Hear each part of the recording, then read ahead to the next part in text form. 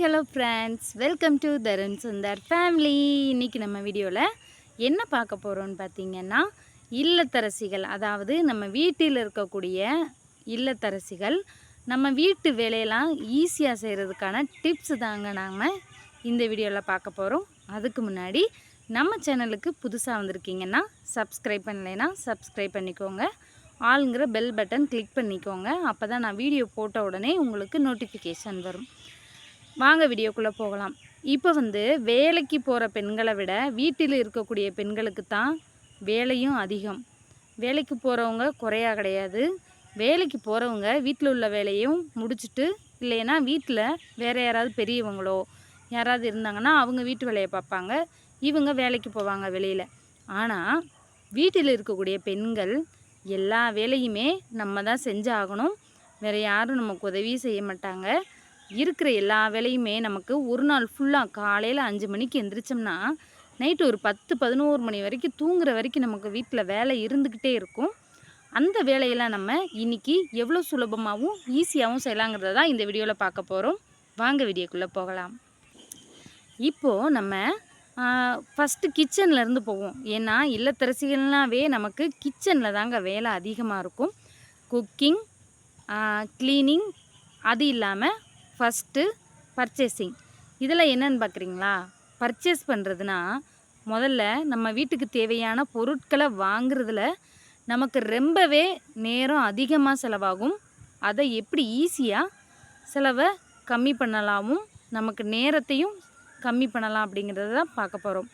இப்போது டெய்லியோ இல்லை 2 நாளைக்கு ஒரு வாட்டி, ஒரு வாரத்துக்கு ஒரு வாட்டி இந்த மாதிரிலாம் மளிகை சாமான் வாங்கிக்கிட்டே இருப்பீங்க. அதை மாத சம்பளம் வாங்கின உடனேயுமோ இல்லைன்னா நம்மக்கிட்ட பணம் இருக்கும்போதே பல்காக நம்ம வாங்கி வச்சிடணும். ஒரு மாதத்துக்கு தேவையான மளிகை ஜாமான் நம்ம வெளியிலேருந்து வாங்கி வச்சிட்டோம்னா நம்ம அடிக்கடி வெளியில் போகிற செலவுகள் குறையும், நமக்கு நேரம் குறையும். இப்போது பர்ச்சேஸ் முடிஞ்சிருச்சு. இப்போது குக்கிங்கில் ஈஸியாக நிறைய எல்லாருக்கும் தெரிஞ்சது தான், இருந்தாலும் நான் எனக்கு தெரிஞ்ச விஷயங்களை சொல்கிறேன். நமக்கு இப்போ வெங்காயம் உரிக்கிறதுக்கு ரொம்பவே டைம், ரொம்பவே சின்ன வெங்காயம்லாம் உரிக்கிறதுனா ரொம்ப நேரம் ஆகும். இந்த நெகக்கண்ணே வலிக்கும். அதே மாதிரி தான் பூண்டு உரிக்கிறதுக்குமே இந்த நெகக்கண்ணெலாம் வலிக்கும். இது நம்ம அவசரமாக உரிக்கும் போது அந்த தோலோடையும் கொஞ்சம் நேரத்தில் அப்படியே போயிடும். இதை நம்ம எப்படிலாம் ஈஸியாக உரிக்க போகிறோம் அப்படின்னு பார்த்திங்கன்னா, டிவி பார்ப்போம்ல, டிவியில் சீரியலோ, டெய்லி இல்லத்தரசிகள் சீரியல் பார்க்குறது வழக்கம்தான். சீரியல் பார்க்கும்போது இல்லைன்னா வீட்டு வேலைகளில் சும்மா உட்காந்துக்கிட்டே ஃபோனெல்லாம் நோண்டிக்கிட்டு இருப்பீங்கள.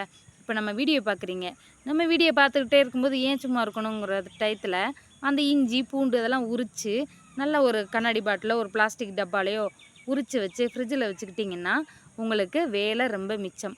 அதே மாதிரி தான் அந்த கருவேப்பிலையெல்லாம் அழகாக எடுத்து நல்லா வாஷ் பண்ணிவிட்டு அதை ஃபேன் காற்றுல உணர வைக்கணும். வெயிலில் உணர வச்சிங்கன்னா காஞ்சி போயிடும். ஃபேன் காற்றுல நல்லா உணர வச்சுட்டு அதை உருவி அதை அழகாக ஒரு கவர்லேயோ இல்லைன்னா ஒரு பிளாஸ்டிக் டப்பாலையோ நல்லா டிஃபன் பாக்ஸில் கூட போட்டு வைக்கலாம்.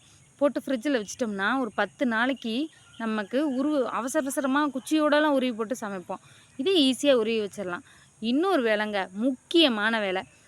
திடீர்னு நம்ம காய்கறி ஏதோ ஒரு காய்கறி சாதமோ இல்லை ஒரு பிரிஞ்சியோ இல்லை ஒரு நெய் சாதமோ ஏதோ ஒன்று செய்கிறோம், பிரியாணியே திடீர்னு செய்கிறோன்னு வச்சுக்கோங்களேன். இந்த இஞ்சி பூண்டு உரிக்கிற வேலை இருக்கே பெரிய வேலையாக இருக்கும் நிறைய பேருக்கு.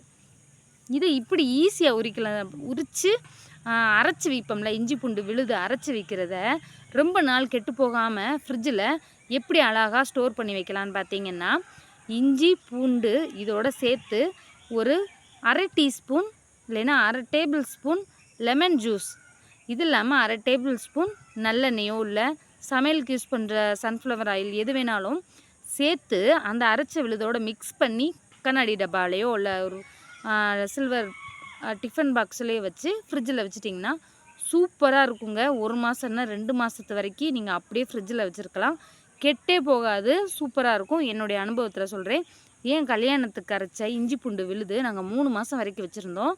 2 டப்பாவில் பிளாஸ்டிக் டப்பாவில் வச்சுருந்தாங்க. கிட்டத்தட்ட ஒரு 3 மாதம் வரைக்கும் விருந்துக்கு போக வர கறி விருந்து அது இதுன்னு அந்த இஞ்சி பூண்டு விழுதை தாங்க யூஸ் பண்ணாங்க. அதனால் சொல்கிறேன், இது நீங்கள் கைப்படாமல் ஸ்பூன் வச்சு யூஸ் பண்ணோம்னா கரெக்டாக இருக்கும். இப்போது குக்கிங்குள்ளே போயிடலாம். கிச்சனுக்குள்ளே வந்துட்டோம். மாவரைக்கிற வேலை பார்த்திங்கன்னா பெரிய வேலையாக இருக்கும். இதை ஈஸியாக எப்படி செய்யலான்னு பார்த்தீங்கன்னா, அடுப்பில் உலை வச்சுருக்கோம், இந்த பக்கம் பருப்பு வச்சுருக்கோம். அந்த சமைச்சிக்கிட்டு இருக்கிற நேரம் சும்மா இருக்கிற டயத்தில் இந்த பக்கம் அரிசி உளுந்த ஊற வச்சு அப்படியே கிரைண்டரில் போட்டிங்கன்னா, இங்கிட்டு அது பாட்டுக்கு மாவு அரைச்சிக்கிட்டு இருக்கும், அங்கிட்டு அது பாட்டுக்கு நம்ம பாட்டுக்கு சோறு குழம்பு வச்சிடலாம். இந்த வேலை உங்களுக்கு ஈஸியாக இருக்கும்னு நினைக்கிறேன். நீங்கள் நிறைய பேர் இதை செய்வீங்க.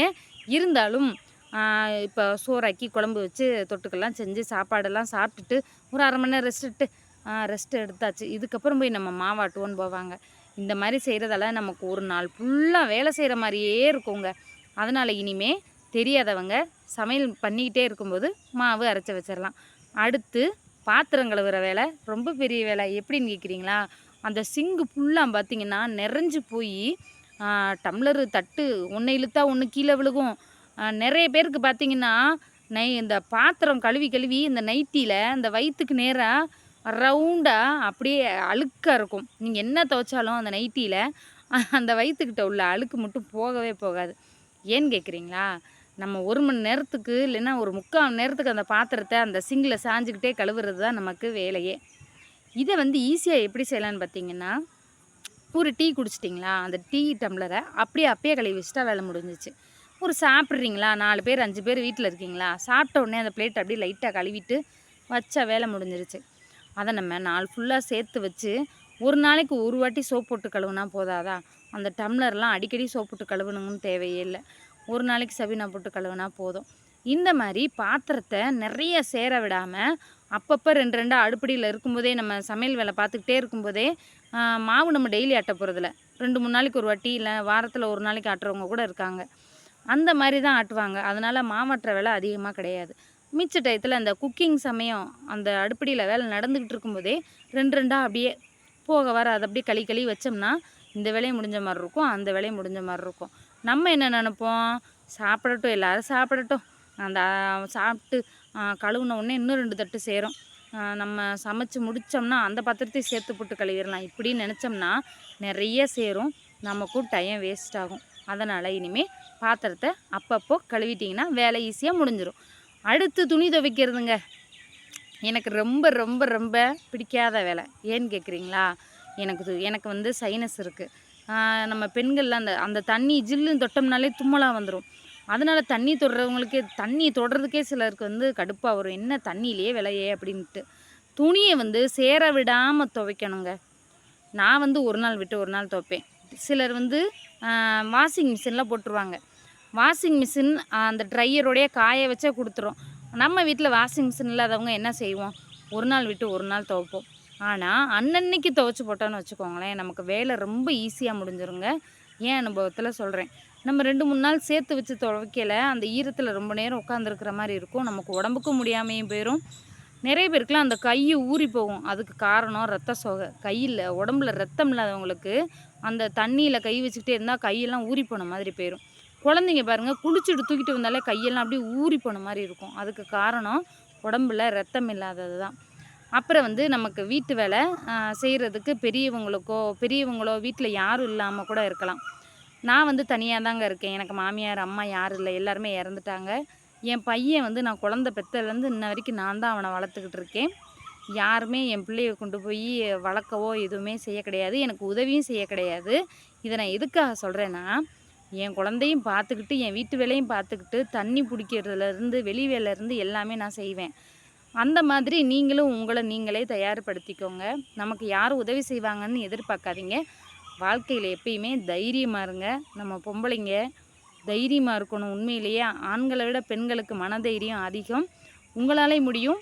நம்ம வேலையும் ஈஸியாக முடிக்கலாம். நாள் பூரா அடுப்படியிலையும் வீட்டுக்குள்ளேயும் வேலை பார்த்துக்கிட்டே இருக்க தேவையில்லை. இன்னும் டிப்ஸ் எல்லாம் நிறையா இருக்கும். அதை நம்ம பார்ட் 2ல் இல்லைன்னா அடுத்த வீடியோவில் பார்ப்போம். இந்த வீடியோ பிடிச்சிருந்தா லைக் பண்ணுங்கள், ஷேர் பண்ணுங்கள், கமெண்ட் பண்ணுங்கள். நம்ம சேனலை மறக்காமல் சப்ஸ்கிரைப் பண்ணிக்கோங்க. பாய்.